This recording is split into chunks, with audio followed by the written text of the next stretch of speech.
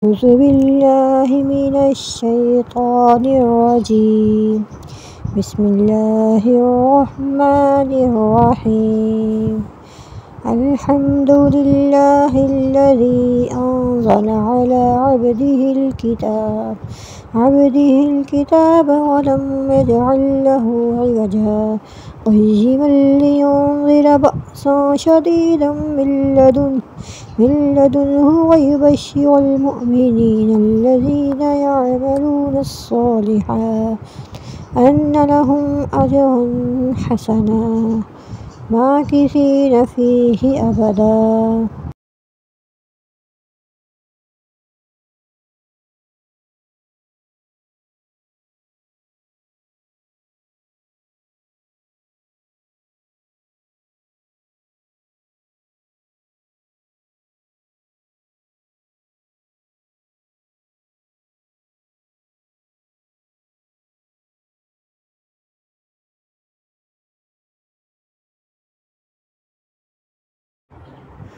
وينذر الذين قالوا اتخذ الله ولدا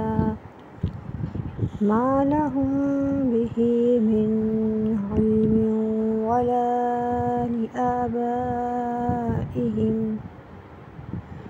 كبرت كلمة تخرج من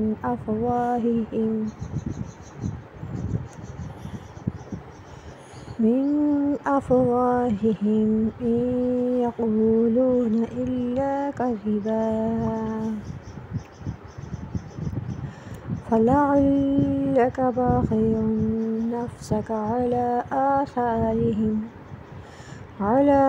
آثارهم إن لم يؤمنوا بهذا الحديث أسفا. إنا جعلنا ما على الأرض زينة لها لنبلوهم أيهم أحسن عملا وإنا لجاعلون ما عليها صعيدا جرزا. أم حسبت أن أصحاب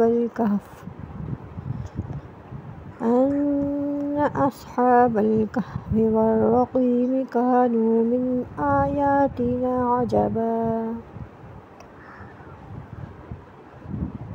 إذ أوى الفتية إلى الكهف فقالوا ربنا آتنا من لدنك رحمة وهيئ لنا من أمرنا رشدا. فضربنا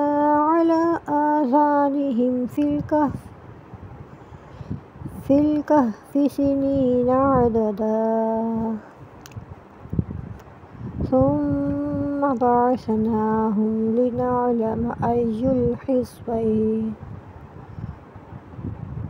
أي الحزبين أحصى لما لبثوا أمدا. نحن نقص عليك نبأهم بالحق إنهم فتية آمنوا بربهم وزدناهم هدى. وربطنا على قلوبهم إذ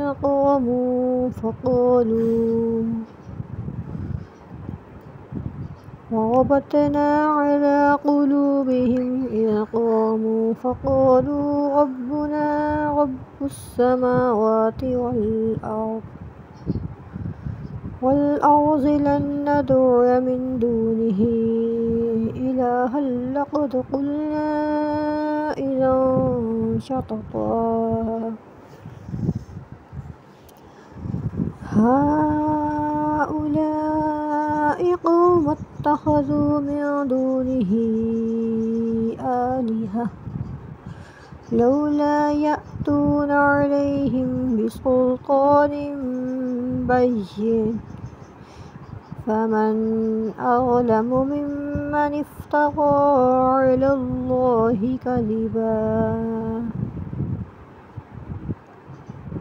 وإذ اعتزلتموهم وما يعبدون إلا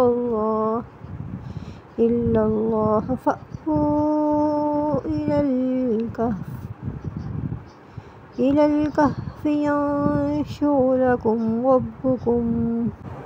إلى الكهف ينشر لكم ربكم من رحمته ويهيئ لكم من أمركم مرفقا وترى الشمس إذا طلعت تزاور عن كهفهم ذات اليمين وإذا غربت تقرضهم ذات الشمال وهم في فجوة منه ذلك من آيات الله من يهد الله فهو المهتد ومن يضلل فلن تجد له وليا مرشدا وتحسبهم أيقاظا وهم رقود ونقلبهم ذات اليمين وذات الشمال وقلبهم باسط ذراعيه بالوسيط لو اطلعت عليهم لوليت منهم فرارا ولملئت منهم رعبا وكذلك بعثناهم ليتساءلوا بينهم قال قائل منهم كم لبثتم قالوا لبثنا يوما أو بعد يوم قالوا ربكم أعلم بما لبثتم فابعثوا أحدكم بورقكم هذه إلى المدينة فلينظر أيها أزكى طعاما فليأتكم برزق منه وليتلطف ولا يشعرن بكم أحدا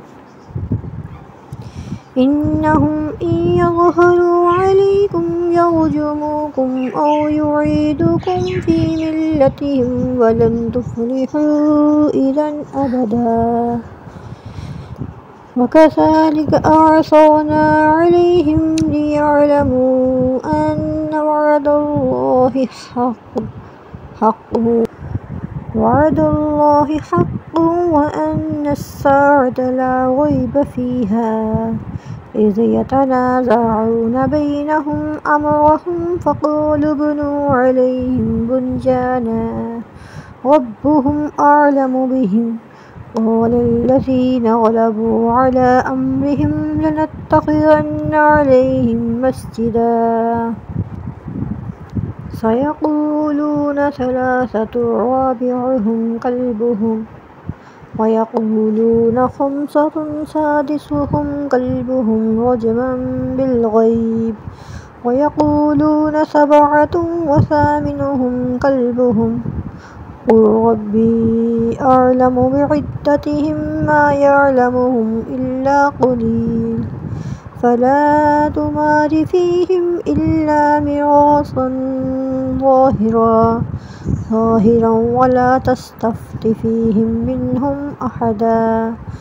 ولا تقولن لشيء إني فاعل ذلك غدا إلا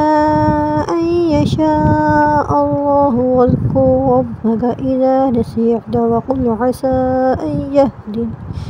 وقل عسى أن يهديني ربي لأقرب من هذا رشدا ولبثوا في كهفهم 300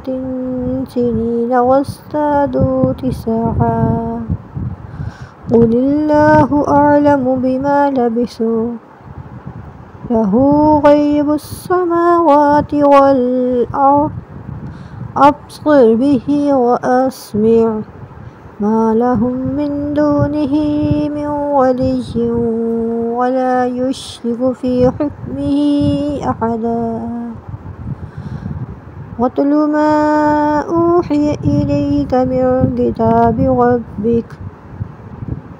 لا مبدل لكلماته ولن تجد من دونه ملتحدا واصبر نفسك مع الذين يدعون ربهم بالغداة والعشي يريدون وجهه ولا تعد عيناك عنهم تريد زينة الحياة الدنيا ولا تطع من أغفلنا قلبه عن ذكرنا واتبع هواه وكان أمره فرطا وقل الحق من ربكم فمن شاء فليؤمن ومن شاء فليكفر إنا أعتدنا للظالمين نارا أحاط بهم سرادقها وإن يستغشوا يغاثوا بماء كالمهل يشوي الوجوه بئس الشراب وساءت مرتفقا إن الذين آمنوا وعملوا الصالحات إنا لا نضيع أجر من أحسن عملا أولئك لهم جنات عدن تجري من تحتهم الأنهار يحلون فيها من أساور من ذهب ويلبسون ثيابا خضرا من سندس واستبرق متكئين فيها على الأرائك نعم الثواب وحسنت مرتفقا واضرب لهم مثلا رجلين جعلنا لأحدهما جنتين من أعناب وحفظناهما بنخل وجعلنا بينهما زرعا كلتا الجنتين آتت أكلها ولم تظلم منه شيئا وفجرنا خلالهما نهرا وكان له ثمر فقال لصاحبه وهو يحاوره أنا أكثر منك مالا وأعز نفرا ودخل جنته وهو ظالم لنفسه قال ما أظن أن تبيد هذه أبدا وما أظن الساعة قائمة ولئن رددت إلى ربي لأجدن خيرا منها منقلبا قال له صاحبه وهو يحاوره أكفرت بالذي خلقك من تراب ثم من نطفة ثم سواك رجلا لكن هو الله ربي ولا أشرك بربي أحدا ولولا إذ دخلت جنتك قلت ما شاء الله لا قوة إلا بالله إن ترني أنا أقل منك مالا وولدا فعسى ربي أن يؤتيني خيرا من جنتك ويرسل عليها حسبانا من السماء فتصبح صعيدا زلقا أو يصبح ماؤها غورا فلن تستطيع له طلبا وأحيط بثمره فأصبح يقلب كفيه على ما أنفق فيها وهي خافية على عروشها ويقول يا ليتني لم أشرك بربي أحدا ولم تكن له فئة ينصرونه من دون الله وما كان منتصرا هنالك الولاية لله الحق هو خير ثوابا وخير عقبا واضرب لهم مثل الحياة الدنيا كماء إن أنزلناه من السماء فاختلط به نبات الأرض فأصبح هشيما تذروه الرياح وكان الله على كل شيء مقتدرا. المال والبنون زينة الحياة الدنيا والباقيات الصالحات خير عند ربك ثوابا وخير أملا. ويوم نسير الجبال وترى الأرض بارزة وحشرناهم فلم نغادر منهم أحدا وعرضوا على ربك صفا لقد جئتمونا كما خلقناكم أول مرة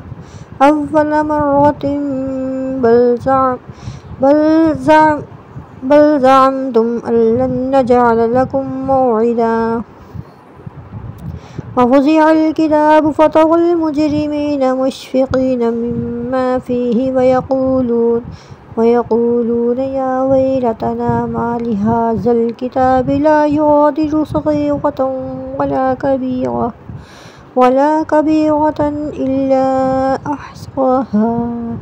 ووجدوا ما عملوا حاضرا ولا يظلم ربك أحدا.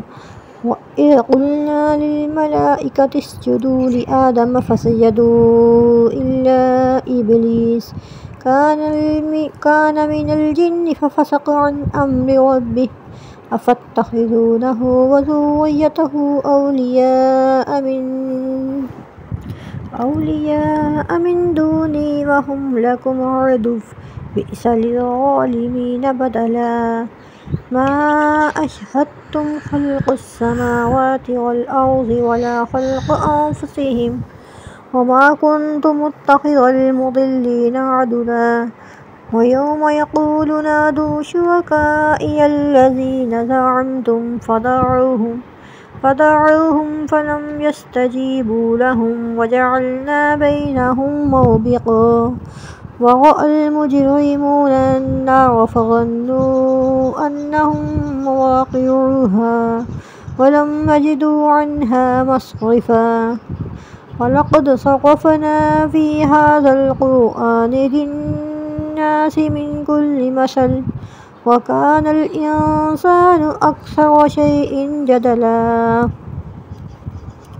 وما منع الناس أن يؤمنوا إذ جاءهم الهدى ويستغفروا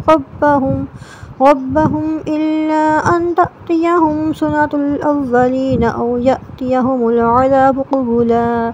وما نرسل المرسلين إلا مبشرين ومنذرين ويجادل الذين كفروا بالباطل ليدحضوا به الحق واتخذوا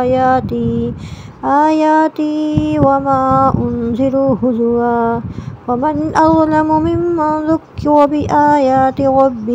ربه فأعرض عنها ونسي ما قدمت يداه إنا جعلنا على قلوبهم أكنة أن يفقهوه وفي آذانهم وقرا وإن تدعوهم إلى الهدى فلن يهتدوا إذا أبدا. وربك الغفور ذو الرحمة لو يؤاخذهم بما كسبوا لعجل لهم العذاب بل لهم موعد لن يجدوا من دونه موئلا. وتلك القرى أهلكناهم لما ظلموا وجعلنا لمهلكهم موعدا. وإذ قال موسى لفتاه لا أبرح حتى أبلغ مجمع البحرين أو أمضي حقبا فلما بلغا مجمع بينهما نسيا حوتهما فاتخذ سبيله في البحر سربا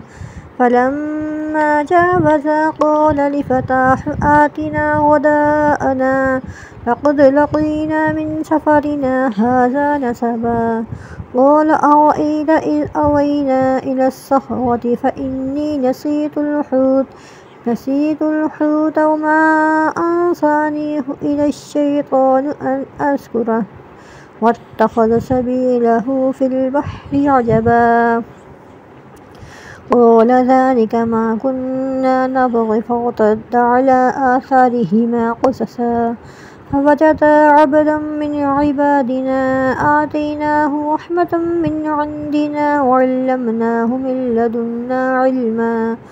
قال له موسى هل أتبعك على أن تعلمني مما علمت رشدا قال إنك لا تستطيع معي صبرا وكيف تصبر على ما لم تحط به خبرا قال ستجدني إن شاء الله صابرا ولا أعصي لك أمرا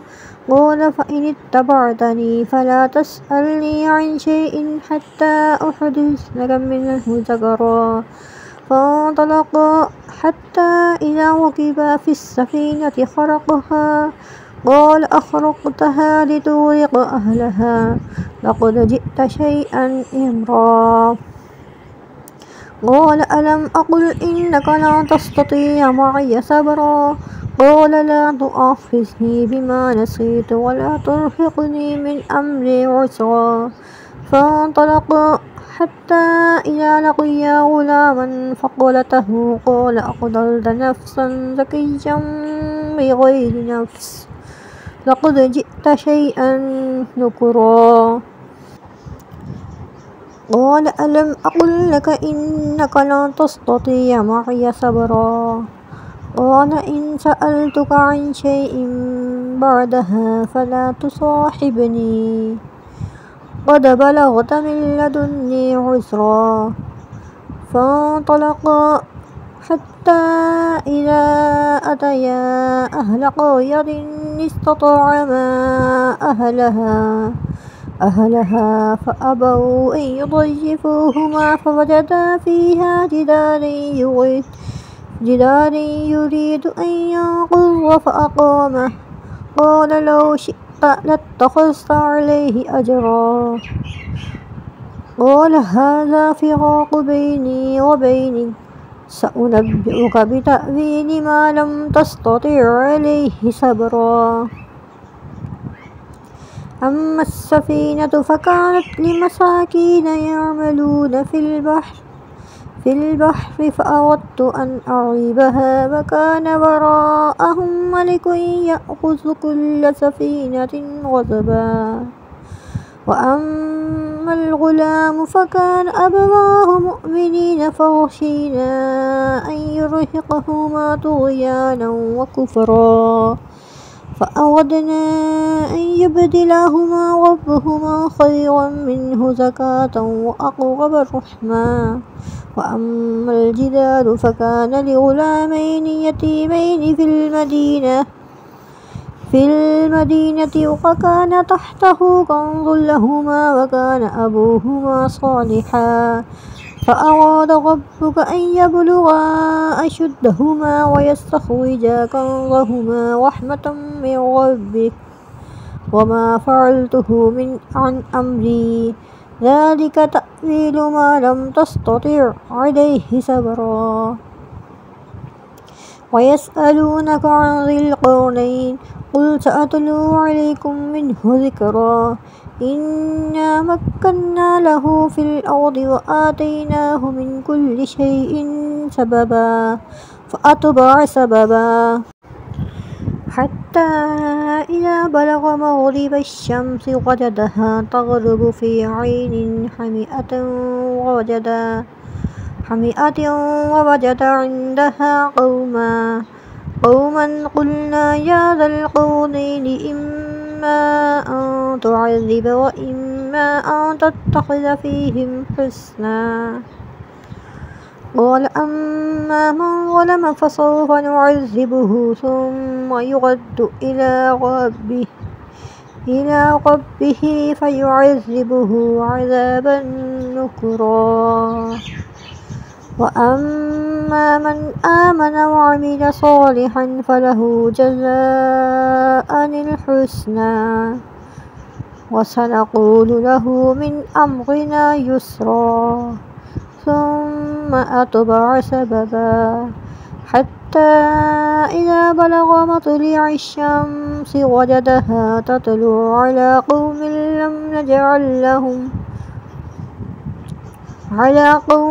لم نجعل لهم من دونها سترا. كذلك وقد أحطنا بما لديه خبرا. ثم أتبع سببا حتى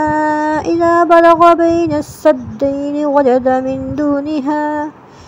دونها قوما لا يكادون يفقهون قولا. قالوا يا ذا القرنين إن يأجوج وماجوج مفسدون في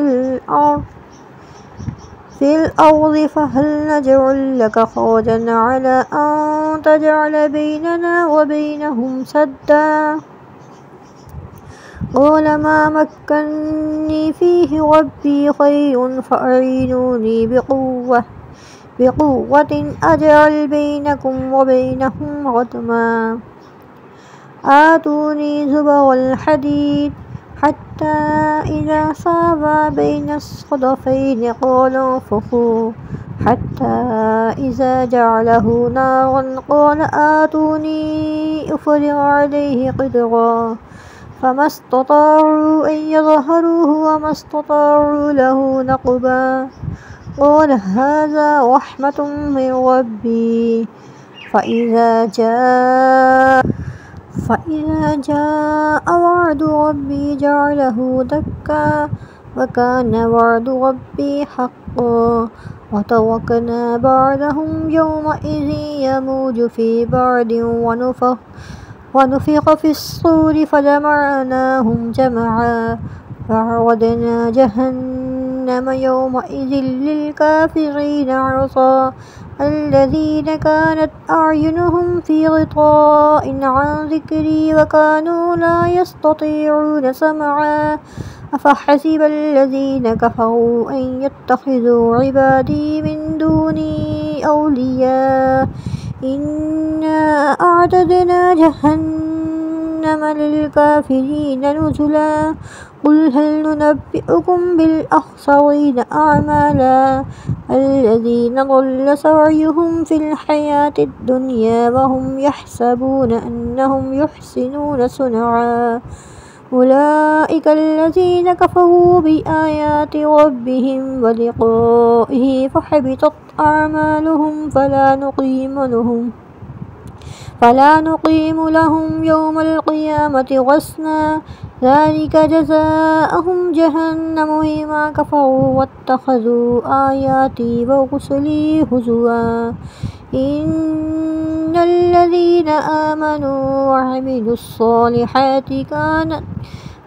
الصالحات كانت لهم جنات الفردوس نزلا خالدين فيها لا يبغون عنها حولا. قل لو كان البحر مدادا لكلمات ربي لنفد البحر قبل أن تنفد كلمات ربي ولو جئنا بمثله مددا. قل إنما أنا بشر مثلكم يوحى إلي أنما إلهكم إله واحد. فمن كان يرجو لقاء ربه فليعمل عملا صالحا ولا يشرك بعبادته ربه أحدا.